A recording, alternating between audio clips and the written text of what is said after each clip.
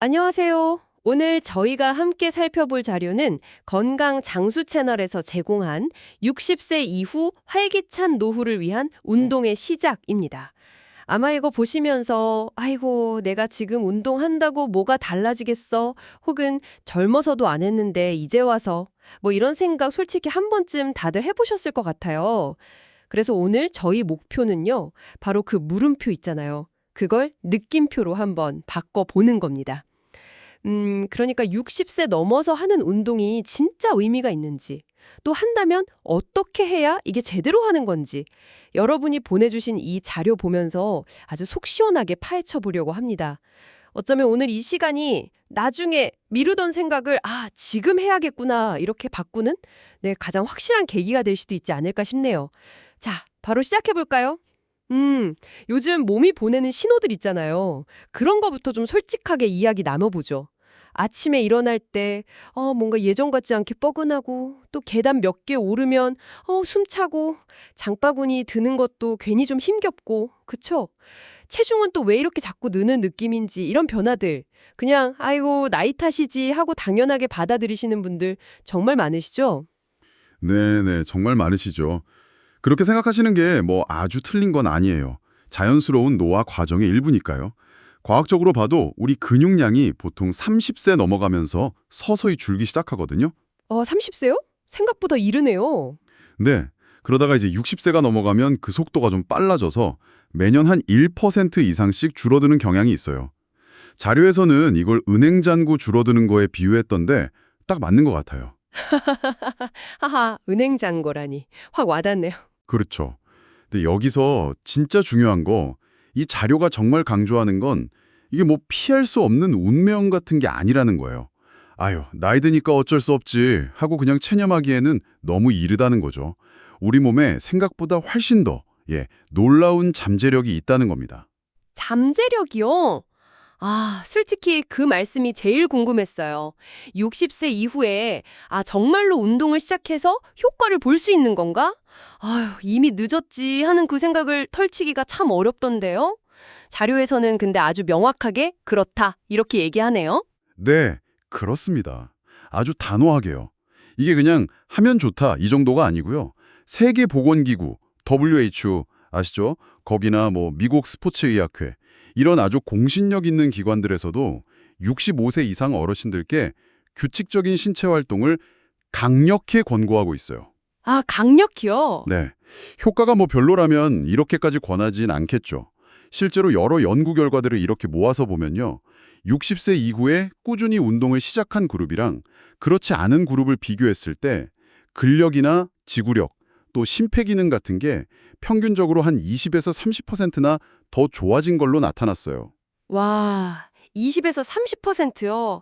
이게 숫자로 들으면, 감이 잘 안 오는데, 실제 생활에서는 어느 정도 변화일까요? 예를 들면 이런 거죠. 집 앞에 슈퍼 갈 때도 숨이 막차서 중간에 한번 쉬어야 했던 분이 계시다면 이제 쉬지 않고 그냥 거뜬히 다녀오실 수 있게 되는 정도. 아하. 네, 혹은 이제 혼자서는 들기 좀 버거웠던 화분이나 뭐 쌀자루 같은 거 있잖아요. 그런 걸 번쩍 들 수 있게 되는 그런 변화. 단순히 힘만 세지는 게 아니라 일상생활에서의 어떤 자신감, 독립성 이런 게 확 달라지는 거죠. 그러네요. 자료에 나온 그 68세 남성분 사례가 딱 그런 케이스겠네요. 당뇨도 있으시고 무릎 통증 때문에 진짜 5분 걷는 것도 힘들어 하셨다는데 네, 맞아요. 6개월 운동 꾸준히 하시고 나서는 뭐 30분 산책은 그냥 기본이고 혈당 수치도 엄청 좋아지셨다고. 근데 저는 그 이야기보다 더 인상 깊었던 게 그분이 사는 게 즐거워졌다 이렇게 말씀하신 거였어요. 정확히 보셨어요. 그게 진짜 핵심입니다. 그리고 그 사례가 뭐 아주 특별하거나 운 좋은 사람 이야기 그런 게 아니라는 거죠. 우리 몸은요, 나이랑 상관없이 계속 자극에 반응하고 또 거기에 적응하도록 만들어져 있어요. 정말요? 나이 들어도요? 네. 물론 젊을 때보다는 그 반응 속도가 조금 느릴 수는 있겠죠. 하지만 중요한 건 여전히 변화하고 발전할 수 있다는 거예요. 포기만 안 하면요. 네. 와, 그렇다면 우리 몸이 구체적으로 어떻게 반응하는지 그 변화 과정을 좀 더 자세히 들여다봐야겠네요. 먼저 근육 이야기부터 해볼까요? 나이 들면 힘 빠지는 걸 제일 먼저 느끼는 것 같거든요. 맞아요. 특히 왜 넘어질 뻔할 때 순간적으로 탁 버티거나 아니면 무거운 물건 갑자기 확 들어올릴 때 쓰는 힘 있잖아요. 순발력. 네네. 그거랑 관련된 근육섬유가 속근이라고 빠른 근육섬유인데 이게 나이 들면서 좀 더 많이 줄어들어요. 그런데 근력 운동, 예를 들면 스쿼트라든지 아령들기 같은 거요. 이런 거를 하면 마치 이렇게 오랫동안 잠재고 있던 속근섬유를 탁 깨워서 다시 일하게 만드는 그런 효과가 있는 거죠. 오호, 잠자는 근육을 깨운다. 네. 실제로 운동 경험이 전혀 없으셨던 70대 분들 대상으로 딱 8주, 2달이죠. 근력 운동을 시켰더니 근력이 평균 20% 넘게 증가했다는 연구 결과도 있더라고요, 자료에. 그러니까 시작이 중요하지, 예전에 운동했었냐 안 했었냐는 크게 중요하지 않다는 걸 보여주는 거죠. 야, 이거 희망적인데요. 그럼 심장이나 폐 기능은요? 조금만 걸어도 숨차는 거, 이거 정말 답답하잖아요. 그냥 체력이 약해져서 그런 건가요? 그건 이제 폐활량이나 심장이 피를 뿜어내는 펌프 기능이 예전 같지 않아서 그런 건데요. 걷기나 자전거 타기, 수영 같은 유산소 운동이 바로 이 부분을 좋게 만들어줍니다. 아, 유산소 운동이요? 네, 심장에 한 번 뛸 때 더 많은 피를 쭉쭉 내보내게 되고 폐는 또 더 효율적으로 산소를 받아들일 수 있게 되는 거죠. 자료에서 이걸 오래된 자동차 엔진 정비에서 출력 높이는 것에 비유했던데 아주 딱 맞는 표현 같아요. 하하, 엔진 정비. 네. 네, 심장하고 폐도 운동을 통해서 연비가 좋아지는 셈이죠. 그리고 호르몬 변화도 빼놓을 수 없어요. 나이 들면 그 혈당 조절 능력이 좀 떨어지기 쉽거든요. 인슐린 저항성이라고 하죠. 그리고 몸 회복을 돕는 성장 호르몬 분비도 줄어들고요. 근데 규칙적인 운동이 이런 호르몬 불균형을 바로잡는 데 도움을 준다는 겁니다. 단순히 칼로리 태우는 걸 넘어서서 몸 안의 시스템 자체를 좀 조율해주는 역할을 하는 거죠. 그렇군요. 마지막으로 하나 더. 눈에는 잘 안 보이지만 우리 몸을 계속 괴롭히는 거. 만성 염증이요. 이게 노화랑 같이 증가하는데 관절염이나 심혈관 질환, 심지어는 치매 발병 위험까지 높이는 요인으로 꼽히거든요. 아, 만성 염증이요. 네. 근데 운동이 바로 이 염증 수치를 낮춰주는 천연 소염제 역할을 한다는 연구 결과들이 꽤 많습니다. 우리 몸 스스로 염증이랑 싸울 힘을 길러주는 거죠. 대단하죠? 와, 진짜 듣고 보니까 운동이 우리 몸 완전 구석구석 영향을 안 미치는 데가 없네요. 근데 교수님, 이런 질문 하시는 분들 꼭 계실 거예요. 나는 매일 산책하는데 이 정도면 된 거 아니야? 솔직히 저도 걷기만 열심히 하면 뭐 다 되는 줄 알았거든요. 근데 자료에서는 걷기만으로는 부족하다 이렇게 딱 잘라 말하던데요. 네네. 그 부분이 많은 분들이 좀 놓치기 쉬운 부분이에요. 걷기가 물론 심폐지구력 키우는 데는 정말 좋은 운동이죠. 하지만 우리 몸이 건강하게 돌아가려면 필요한 모든 요소를 다 채워주진 못해요. 자료에 따르면 우리 몸에는 크게 4개의 기둥이 필요하다고 해요. 4개의 기둥이요? 네, 바로 지구력, 그러니까 심폐기능이죠. 그리고 근력, 또 유연성, 마지막으로 평형감각, 이 4가지예요. 근데 걷기는 주로 첫 번째 기둥, 지구력 강화에 좀 집중되어 있는 운동이죠. 아하, 4가지 기둥, 지구력, 근력, 유연성, 평형감각. 그렇군요. 그럼 나머지 3기둥, 그러니까 근력, 유연성, 평형감각을 위해서는 어떤 운동을 해야 할까요? 각 기둥별로 좀 구체적인 운동 방법 좀 알려주시죠. 유산소 운동은 걷기 말고 다른 것도 있을까요? 그럼요. 유산소 운동은 말씀하신 걷기 말고도 자전거 타기나 수영, 아쿠아로빅 이런 거 다 아주 좋습니다. 특히 무릎 관절이 좀 안 좋으시다면 체중 부담이 훨씬 적은 수영이나 실내 자전거 이걸 아주 적극 추천하고요. 아, 물에서 하는 거나 자전거. 네. 네, 걷기를 하실 때는 그냥 이렇게 어슬렁어슬렁 걷는 것보다는 옆 사람이랑 대화할 때 약간 숨찰 정도, 그 정도 속도로 팔도 좀 힘차게 저으면서 걷는 게 훨씬 효과적이라고 자료는 조언하고 있습니다. 알겠습니다. 2번째 기둥, 근력 운동. 아, 이건 왠지 헬스장 가야 할 것 같고, 막 무거운 거 들어야 할 것 같고, 젊은 사람들 운동 같아서 좀 부담스러워 하시는 분들 많으실 것 같아요. 꼭 그런가요? 전혀 그렇지 않습니다. 자료에서도 집에서 아주 쉽게 할 수 있는 방법들 많이 제안하고 있어요. 그 고무밴드 같은 거 있죠? 탄력밴드. 그거 이용해도 좋고요. 아니면 500ml 생수병에 물 채워서 아령처럼 써도 좋아요. 처음엔 물 반만 채워도 충분하고요. 아, 생수병으로도요? 네. 심지어 그냥 튼튼한 의자에 앉았다가 일어서는 거 있잖아요. 이걸 반복하는 동작만으로도 허벅지란 엉덩이 근육 키우는 아주 훌륭한 운동이 됩니다. 중요한 건 얼마나 무겁게 드느냐가 아니라 얼마나 꾸준히 근육에 자극을 주느냐 하는 점이에요. 꾸준함이 중요하군요. 네. 그럼 세 번째 기둥, 유연성 운동은요? 아, 진짜 몸 뻣뻣해서 양말 신는 것도 힘들다는 분들 주변에 의외로 많으시더라고요. 이건 그냥 스트레칭 하면 되는 건가요? 네, 맞습니다. 바로 그 유연성이 부족해서 생기는 문제들이죠. 우리가 보통 아는 그 스트레칭이 바로 유연성 운동이에요. 목 천천히 돌려주고 어깨 한번 으쓱했다가 툭 떨어뜨리고 앉아서 허리 좌우로 부드럽게 돌려주고 이런 간단한 동작들 전부 다 해당됩니다. 아, 그냥 그런 기본적인 것들이요. 네, 이런 동작들이 근육이랑 관절 주변 조직을 부드럽게 늘려줘서 관절이 움직일 수 있는 범위, 그러니까 가동 범위를 넓혀주는 거죠. 자료에서는 특히 잠들기 전에 하면 몸의 긴장도 풀어주고 숙면에도 도움이 된다고 강조하더라고요. 좀 생소하게 들리는데요. 균형 잡는 운동, 이게 왜 그렇게 중요한 거죠? 이게 정말 중요한데 많은 분들이 좀 놓치는 부분이에요. 나이가 들수록 이 균형 감각이 떨어지기가 쉽거든요. 근데 이게 바로 낙상 사고의 아주 주요한 원인이 됩니다. 아, 낙상 어르신들한테 정말 위험하잖아요. 그렇죠. 노년기 낙상은 그냥 멍들고 마는 게 아니라 골절이나 그보다 더 심각한 문제로 이어질 수가 있어서 예방이 정말 중요합니다. 근데 평형감각 운동 이것도 어렵지 않아요. 자료에서는 뭐 벽이나 좀 안정적인 의자 같은 거 짚고 한 발로 서서 버티는 연습, 한발석이요? 네. 네, 또는 발뒤꿈치에다가 앞발가락을 딱 붙여가면서 일직선으로 걷는 연습, 이런 것들을 추천해요. 근데 중요한 건 안전. 처음에는 반드시 옆에 뭐 지지할 수 있는 걸 두고 시작해야 합니다. 절대 무리하면 안 돼요. 네 가지 기둥, 지구력, 근력, 유연성, 평형 감각, 이걸 다 튼튼하게 세워야 한다. 알겠습니다. 자, 이제 운동 종류는 알겠는데 이제 진짜 현실적인 문제. 사람마다 건강 상태가 다 다르잖아요.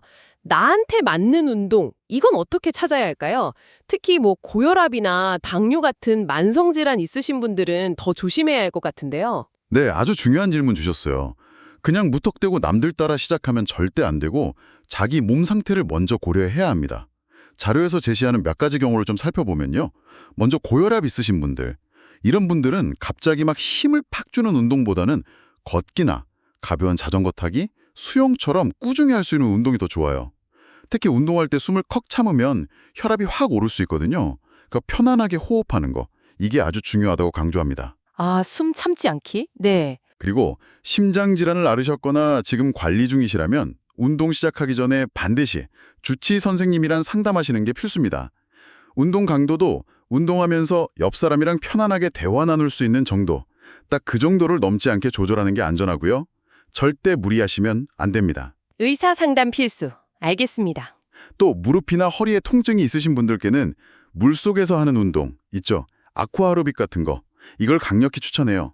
물의 부력 때문에 관절에 가는 부담은 확 줄어드는데 근육은 또 강화할 수 있거든요. 오, 아쿠아로빅 좋군요. 네, 집에서는 바닥보다는 의자에 앉아서 할 수 있는 스트레칭이나 가벼운 근력 운동 위주로 하시는 게 더 안전하고요.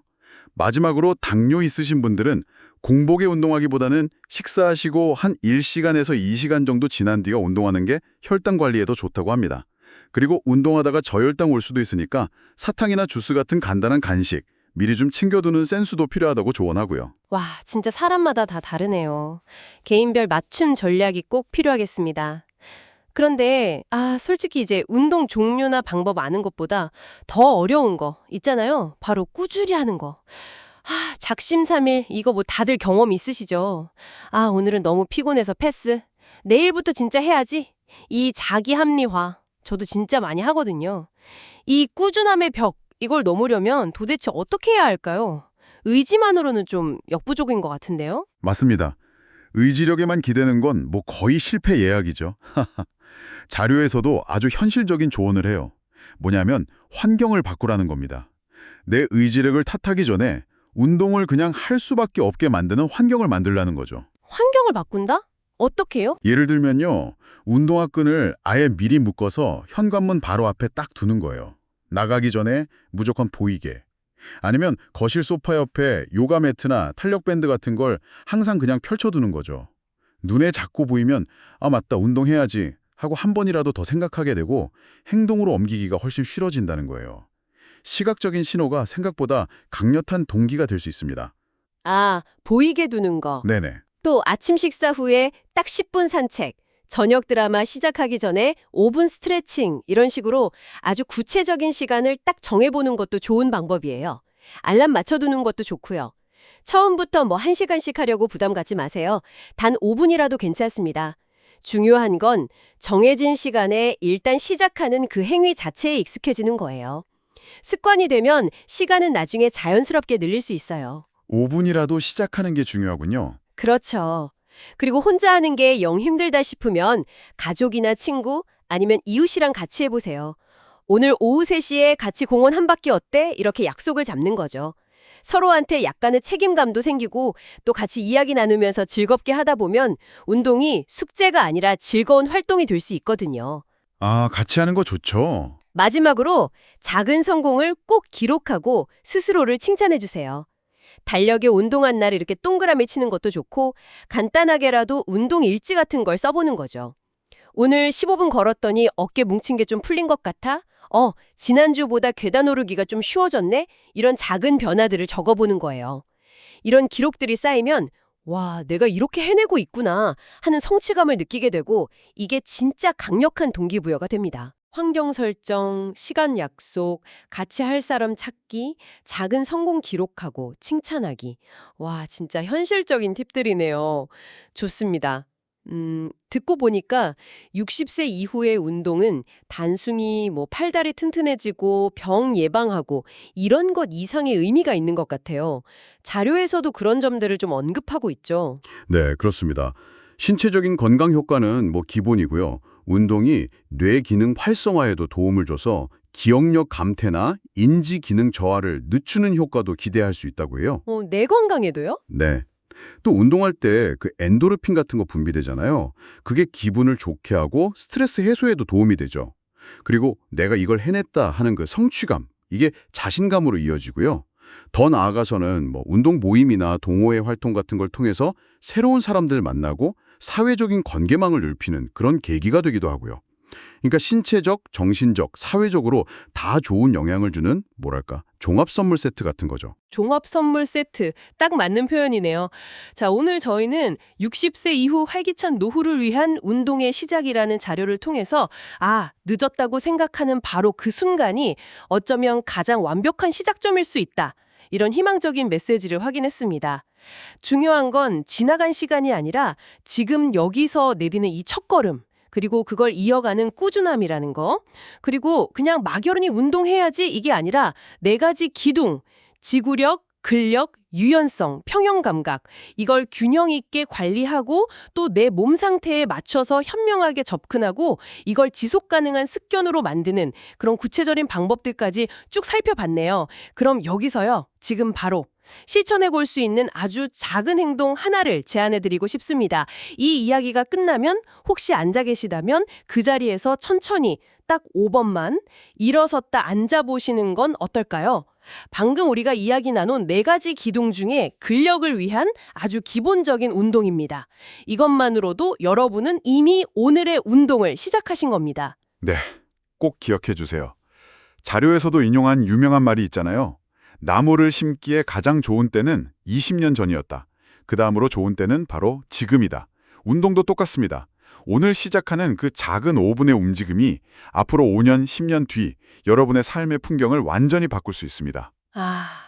삶의 풍경을 바꾼다. 네, 손주들하고 공원에서 마음껏 뛰어놀아줄 수 있는 그런 체력, 여행지 구석구석을 지치지 않고 누빌 수 있는 그런 공감함, 이 모든 게 어쩌면 오늘 시작하는 그 5분에서부터 시작될 수 있다는 거죠. 그리고 운동은 절대로 누구랑 경쟁하는 게 아닙니다. 어제의 나보다 단 1분이라도 더 움직였다면 그걸로 충분합니다. 스스로를 아낌없이 칭찬해 주세요. 그것만으로도 여러분은 정말 잘하고 계신 겁니다. 좋습니다. 마지막으로 여러분께 질문 하나를 던지면서 오늘 이야기 마무리할까 합니다. 오늘 시작해낸 그 5분의 운동이 10년 후 당신의 할 수 있는 일 목록을 어떻게 바꿔놓을 수 있을까요? 지금은 상상하기 어려운 그런 활동들이 그때는 어쩌면 여러분의 아주 당연한 일상이 되어 있을지도 모릅니다. 여러분의 건강하고 활기찬 내일을 저희가 진심으로 응원하겠습니다.